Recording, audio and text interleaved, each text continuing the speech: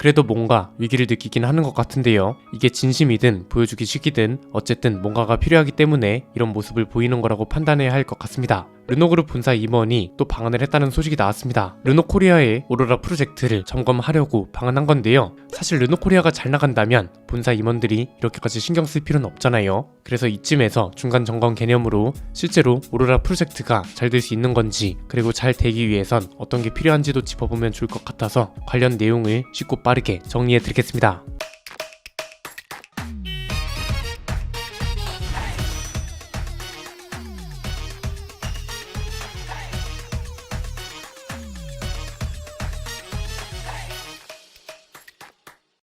르노그룹 주요 임원들이 계속해서 방한을 하고 있습니다. 오로라 프로젝트의 준비 상황을 점검하기 위한 방안이 대부분이었는데 이미 오로라 프로젝트가 뭔지는 너무 잘 알려져 있죠. 하이브리드 중형 SUV를 내년 하반기에 국내외 시장에 출시하는 걸 목표로 하고 있는 프로젝트잖아요. 계획상 하이브리드 SUV가 두 종류, 마지막에 출시될 오로라 3는 전기차로 알려져 있는데 볼보랑 링크앤코 등에 사용되는 지리그룹의 CMA 플랫폼, 그리고 차세대 하이브리드 시스템을 기반으로 만들어진다는 게 가장 큰 특징입니다. 여기서 우리나라는 어떤 역할을 하냐면 개발과 생산, 그리고 판매 거점 역할을 하게 됩니다. 르노코리아 연구진과 제조본부 임직원들을 중심으로 역량을 기울이고 내년 하반기에 국내외 시장 출시를 목표로 준비 중인 프로젝트입니다. 질 비달 르노 디자인 부사장이 지난 6월에 방한했고 이번엔 르노그룹 최고 과학 책임자인 리크 줄리아 부회장이 방한했다고 합니다. 현재 그룹 내에서 어떤 역할을 하고 있는 인물이냐면 인터페이스와 IoT 전문 지식과 경험을 가지고 있고요. 사람과 차를 연결하는 커넥티비티 관련 기술 개발에 기여하고 있는 인물입니다. 이력을 보면 어떤 사람인지 확실히 알 수 있습니다. 애플이 시리 아시죠? 시리의 공동 개발자이기도 합니다. 디자인부터 소프트웨어, 전동화 이런 분야를 중심으로 연구 개발 역량을 강화하겠다는 게 느껴지는 대목이죠.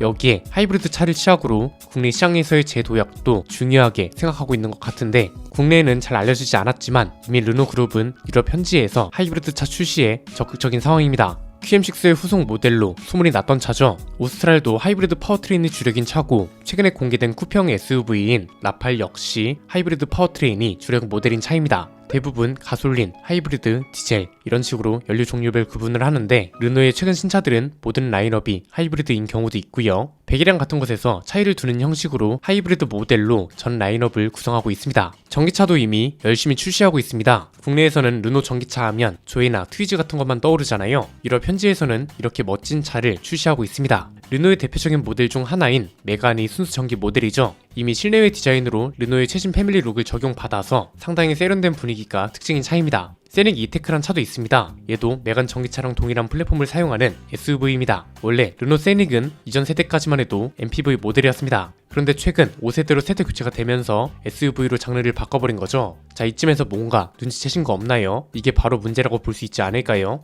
이미 르노는 유럽 현지에서 한국에서도 충분히 잘 팔릴 만한 차들을 공개하고 출시하고 판매하고 있는 상황입니다. 그런데 국내 소비자들은 르노 하면 떠오르는 차가 굉장히 오래전에 머물러 있다는 거잖아요. 이미 그만큼 국내 시장에서는 뒤처져 있다는 건데요. 그래서 저는 지금 르노그룹이 중요한 임원들이 방한했다는 사실이 굉장히 큰 이슈처럼 느껴진다거나 뭔가 르노코리아의 새로운 제도약을 만들어주는 발판이다 이렇게 느껴지지 않는 겁니다. 이거보다 훨씬 중요한 내용들이 분명 있다고 보는데 정리해보면 이렇습니다. 크게 세 가지입니다. 첫 번째는 마케팅 방향과 취지를 바꿀 필요가 있어 보입니다. 기본적으로 어설픈 마케팅이라던가 어딘가 방향이 명확하게 잡히지 않은 마케팅은 한국에서는 특히 독이 된다는 걸 인지했으면 합니다. 대한민국 자동차 시장은 만만한 곳이 아닙니다. 전세계 판매량이 3위에 달하는 현대차그룹이라는 거대 기업의 본질입니다. 그리고 수입차 회사들도 판매량이 상당한 나라입니다. 수입차 중에서도 품질 좋은 프리미엄 브랜드가 판매량이 가장 많은 까다로운 시장이면서 대중 브랜드 쪽은 현대기아차나 KGM이 자리를 잡고 있습니다. 굉장히 비집고 들어가기 어려운 시장이란 거죠. 이런 시장일수록 마케팅의 방향이 뚜렷해야 한다고 보는 겁니다. 현대기아차처럼 신차 공세로 브랜드 인지도를 높이던지 KGM처럼 고객과 함께 가는 회사 이미지로 가든지 뭔가 카테고리가 있어야 한다는 거죠. 르노랑 쉐보레가 이런 게 가장 부족하다고 봅니다. 르노는 특히 최근에 공개한 가성비 전략처럼 애매하게 가는 순간 끝이라는 걸 보여주고 있습니다.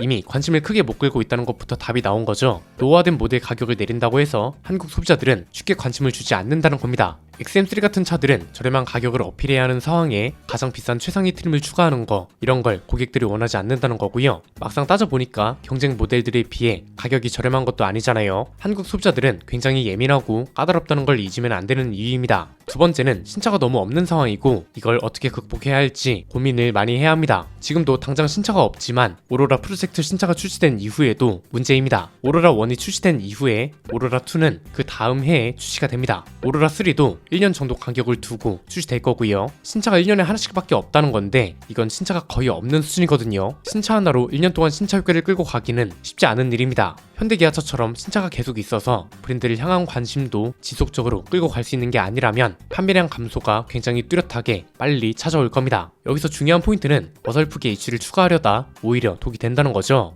예컨대 비싼 고성능 모델을 뜬금없이 추가한다거나 최상위 트림을 추가해서 풀옵션 가격을 높여버린다거나 이런 건 당연히 독이 됩니다. 판매량 성과가 굉장히 중요한 브랜드입니다. 굳이 리스크를 안고 갈 필요가 없습니다. 비싼 차를 출시했다가 판매량이 안 나오면 판매량이 부진한 브랜드라는 이야기가 돌고 당연히 이 브랜드 이미지는 안 좋아지고 접근도 떨어집니다. 이건 이미 잘 팔리고 있던 차들한테도 영향을 주는 거잖아요. 정 신차가 없다면 유럽에서 판매 중인 모델 중에 국내에 도입할 수 있는 차를 하나라도 몰색해 보는 게 좋지 않을까요? 이것도 물론 조건이 필요합니다. 국내 소비자들 성향과 굉장히 잘 맞으면서 가성비 전략을 가져갈 수 있는 차종을 하나라도 투입해보는 게 좋을 것 같습니다. 그래야 신차 효과도 이어가면서 고객들을 위해 신차 도입을 열심히 하는 브랜드라는 인식을 확실하게 심어줄 수 있지 않을까 싶습니다. 이미 오스트랄이나 라팔 같이 유럽 현지에서 공개한 신차에 대한 관심이 높은 상황이기도 해서 찾아보면 분명 국내에 도입할 만한 신차가 하나 정도는 있을 겁니다. 회사 이미지나 성과에 충분히 긍정적인 영향을 끼칠 수 있는 차라면 당연히 도입해야죠. 그리고 도입 이후에 판매량과 반응이 좋으면 한국 생산을 고려해 봐도 되는 문제고요. 이미 한국 공장이 수출 기지로서의 역할은 충분히 잘하고 있으니까요. 사실 KGM처럼 신차 외의 이슈들을 만들어 가는 게 가장 좋긴 하지만 르노는 이렇게 할 만한 게 없습니다. 이미 카플레이나 안드로이드 오토도 지원하고 헤드램프 커버도 필요 없고 무엇보다 글로벌 제조사가 이런 걸로 이슈를 만든다면 오히려 역풍이 불 게 뻔합니다. 세 번째는 오로라 프로젝트가 마지막 기회라고 생각해야 한다는 겁니다. 오로라 프로젝트로 신차 3종이 나온다고 하죠. 1년에 하나씩 공개될 예정인데 사실 오로라 1까지만 해도 충분히 각 나온다고 봅니다. 오로라 1이 가장 중요한 필살기가 되겠죠. 왜냐면 국내에서 잘 팔릴 수 있는 조건을 모두 갖춘 차가 오로라 1입니다. 중형 SUV이고 하이브리드입니다. 그리고 한국에서 생산합니다. 지금 우리나라에서 가장 잘 팔리고 있는 중형 SUV도 하이브리드 모델이 가장 잘 팔리고 있습니다. 소렌토랑 산타페 모두 하이브리드 판매량이 압도적이잖아요. 이미 차종 자체는 한국 시장이랑 맞다는 거죠. 그리고 생산도 한국에서 합니다. 한국 생산이라는 건 가성비 전략을 가장 확실하게 가져갈 수 있도록 해주는 조건입니다. 트랙스가 이 인식을 너무 확실하게 각인시켰습니다. 수입해서 판매하는 차는 가성비 전략이 어려울 수 있다. 그러나 국내에서 생산해서 판매하는 차는 그 브랜드의 본진보다 저렴할 수 있다. 이걸 쉐보레는 트랙스로 증명해버렸습니다. 그래서 이 논리와 조건대로라면 가격도 저렴하게 나오는 게 맞겠죠. 그럼 이미 잘 팔릴 수 있는 조건은 모두 갖춘 겁니다. 국내에서 잘 팔리는 중형 SUV에 하이브리드 모델이고 저렴하게 나올 수 있는 조건까지 모두 갖췄습니다. 이걸 이용해서 국산차 판매량 10위권 안에 들어가면 성공이라고 봅니다. 10위권 안에만 들어가도 산타페와 소렌토를 위협한다는 소리가 나올 거고 이렇게 되면 다음에 출시될 신차들도 한결 수월해지죠. 오로라 1이 르노코리아에 대한 이미지를 확 뒤집어 버리면 그 다음 신차에 대한 기대는 자연스럽게 따라올 겁니다. 문제는 판매량 10위권 안에 들지 못한다면 그때부턴 힘들어진다는 거죠. 이건 뭔가 문제가 있다는 소리잖아요. 상품성이 별로라던가 가격이 별로라서 안 팔린다는 건데 이렇게 되면 당연히 긍정적인 여론이 생길 리도 없습니다. 이러면 1년 내내 신차 효과를 끌고 가기도 당연히 어렵고 오로라2에 대한 관심도 당연히 떨어지는 거고 이건 앞으로 나올 모든 신차에 영향을 끼칩니다. 그래서 오로라 1이 굉장히 중요하다는 겁니다. 임원들이 방한하고 이러는 거 사실 소비자들은 관심 없습니다. 소비자들이 진짜 관심 있는 건 다음 신차의 디자인과 상품성 그리고 가격이기 때문에 이런 주제로 극적인 이슈를 만들 수 있도록 노력하는 게 좋지 않을까요? 오늘 내용은 여기까지입니다. 내용이 유익하셨다면 구독과 좋아요 알림 설정 부탁드립니다. 지금까지 저는 안피디였습니다. 감사합니다.